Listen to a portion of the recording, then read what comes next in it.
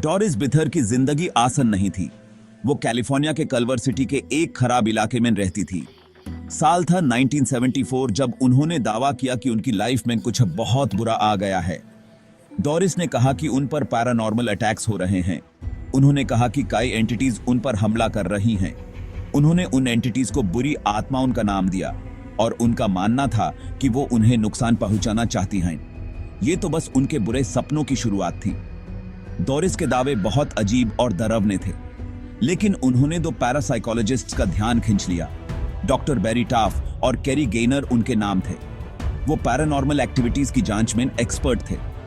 उन्होंने डोरिस के केस को अननोन वर्ल्ड को समझने का एक मौका समझा।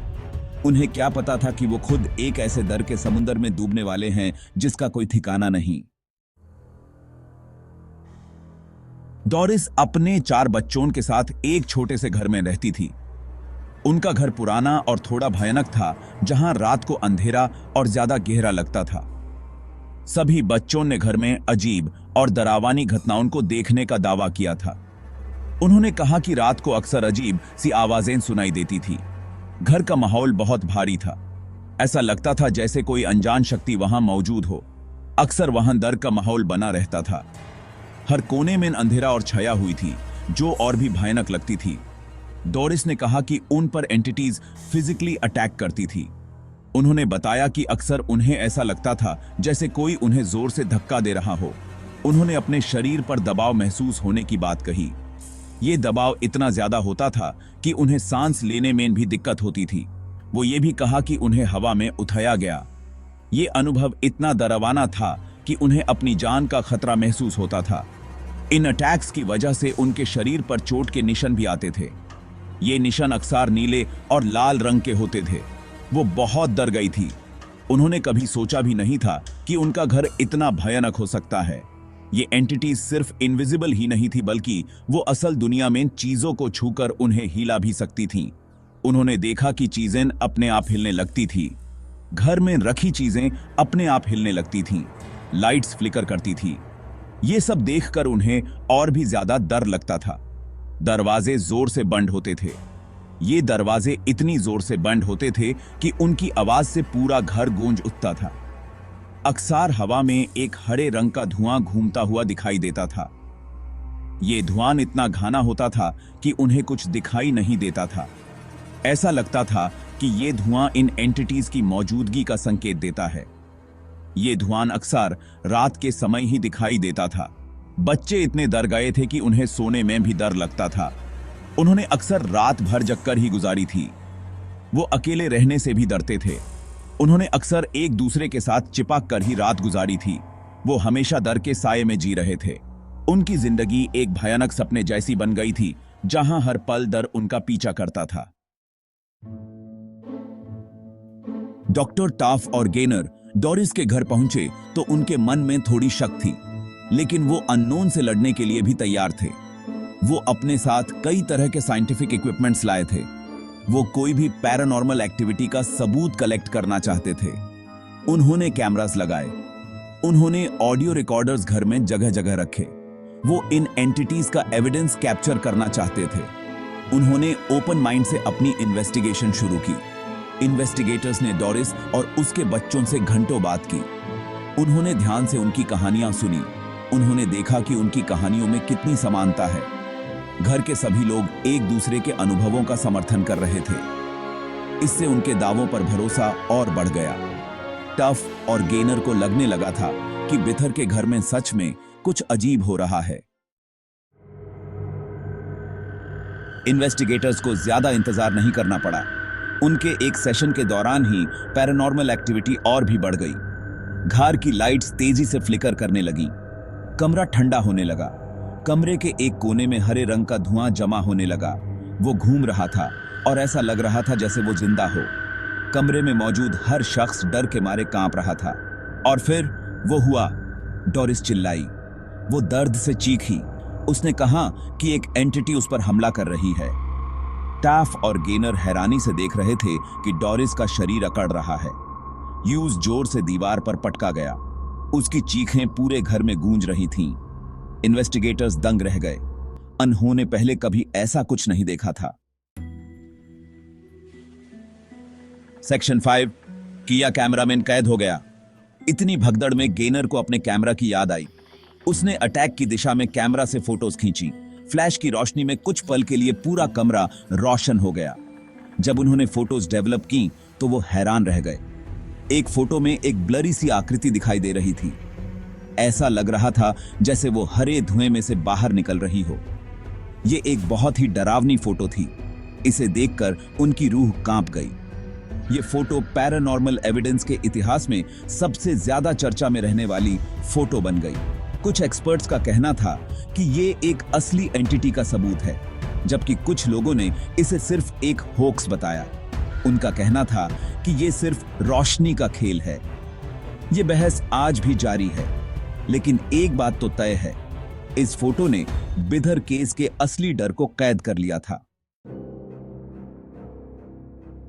सेक्शन 6, बड़े पर्दे पर दहशत। डोरिस बिथर केस मीडिया में छा गया। इसने पूरे देश को डरा दिया। इससे प्रेरित होकर अनगिनत किताबें और डॉक्यूमेंट्रीज बनाई गईं। 1982 में द एंटिटी नाम की हॉरर फिल्म रिलीज हुई। यह फिल्म डोरिस के अनुभवों पर आधारित थी। इस फिल्म ने दुनिया भर के दर्शकों को डरा दिया। इससे बिथर केस पैरानॉर्मल हिस्ट्री के पन्नों में हमेशा के लिए दर्ज हो गया। द एंटिटी फिल्म ने बिथर केस की दहशत को जीवंत कर दिया। इस फिल्म ने वल्नरेबिलिटी, डर और अननोन की थीम को एक्सप्लोर किया। फिल्म की सफलता ने यह साबित कर दिया कि पैरानॉर्मल एक्टिविटीज लोगों को कितना आकर्षित करती हैं। इससे बिथर केस में लोगों की दिलचस्पी और भी बढ़ गई। लोग उस सच्चाई के बारे में और जानना चाहते थे जिसने इस फिल्म को बनाने के लिए प्रेरित किया। सेक्शन 7, शक और थ्योरीज। इतने सबूत होने के बावजूद बिथर केस में कई लोगों को शक है। डोरिस बिथर के मामले ने कई लोगों के मन में संदेह पैदा कर दिया है, भले ही कई सबूत मौजूद हों। कुछ लोगों का मानना है कि डोरिस ने पूरी कहानी झूठी बनाई थी। वे सोचते हैं कि उसने यह सब ध्यान आकर्षित करने के लिए किया था। वे उसकी कहानियों में विसंगतियों की ओर इशारा करते हैं। उनकी कहानियों में कई जगहों पर विरोधाभास पाए गए हैं, जो संदेह को और बढ़ाते हैं। उनका कहना है कि हो सकता है कि वो सिर्फ लोगों का ध्यान अपनी ओर खींचना चाहती हो। डोरिस का अतीत भी इस बात की ओर इशारा करता है कि वह हमेशा से ही ध्यान का केंद्र बनना चाहती थी। दूसरों का मानना है कि डोरिस किसी मानसिक बीमारी से पीड़ित थी। कुछ विशेषज्ञों का मानना है कि उसकी मानसिक स्थिति ने उसे इस तरह की घटनाओं का अनुभव कराया। उनका तर्क है कि वो जो भी देख रही थी वो सिर्फ उसके वहम थे। मानसिक बीमारियों के कारण हेलुसिनेशंस और डिल्यूजन्स आम हैं, जबकि कुछ लोगों का कहना है कि ऐसा एनवायरनमेंट के कारण हुआ होगा। घर का वातावरण भी इस मामले में एक महत्वपूर्ण भूमिका निभा सकता है। उनका कहना है कि इलेक्ट्रोमैग्नेटिक फील्ड्स या इंफ्रासाउंड की वजह से ऐसा हुआ होगा। वैज्ञानिकों का मानना है कि ये तत्व मानसिक स्थिति को प्रभावित कर सकते हैं। उनका तर्क है कि ये चीजें हेलुसिनेशंस पैदा कर सकती हैं और लोगों को बेचैनी महसूस हो सकती है।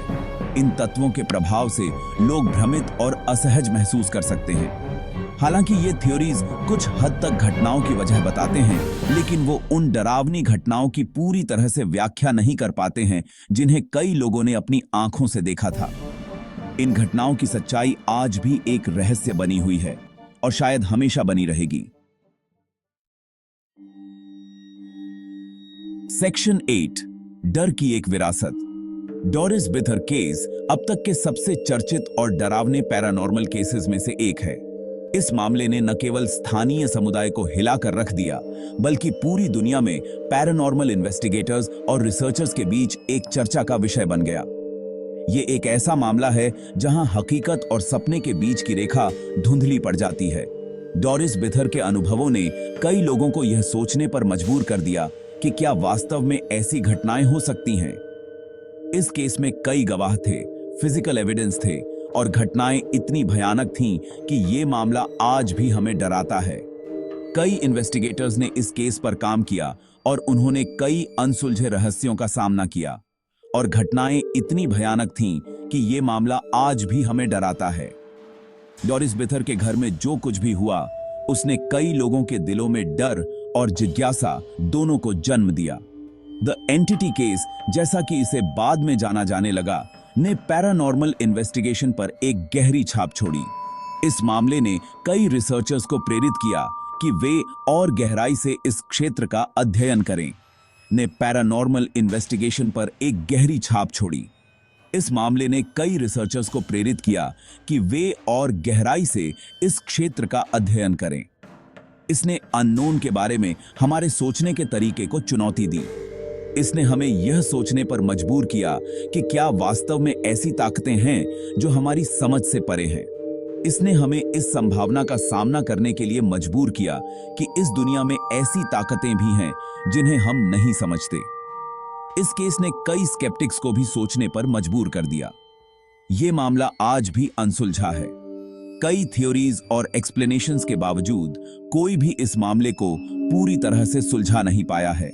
ये आज भी बहस का विषय है और पैरानॉर्मल एक्टिविटीज के प्रति हमारी जिज्ञासा को बढ़ाता है। इस केस ने कई लोगों को पैरानॉर्मल फिनोमेना के बारे में और जानने के लिए प्रेरित किया है। द एंटिटी केस इस बात की याद दिलाता है कि कुछ रहस्य ऐसे होते हैं जिनका कभी भी पूरी तरह से पता नहीं चल पाता। यह केस हमें यह सोचने पर मजबूर करता है कि क्या वास्तव में ऐसी घटनाएं हो सकती हैं जो हमारी समझ से परे हैं। सेक्शन 9, द एंटिटी की गिरफ्त। बिथर केस इस बात का एक भयानक उदाहरण है कि कुछ ताकतें हमारी समझ से परे हैं। ये इस बात का प्रमाण है कि अननोन ताकतें हमारी जिंदगी में दखल दे सकती हैं। यह मामला इस बात की याद दिलाता है कि कुछ दरवाजे बंद ही रहने चाहिए, कुछ राज दफन ही रहने चाहिए। हो सकता है कि दी एंटिटी कल्वर सिटी से चली गई हो, लेकिन हमारी कल्पनाओं पर आज भी उसकी गिरफ्त बरकरार है।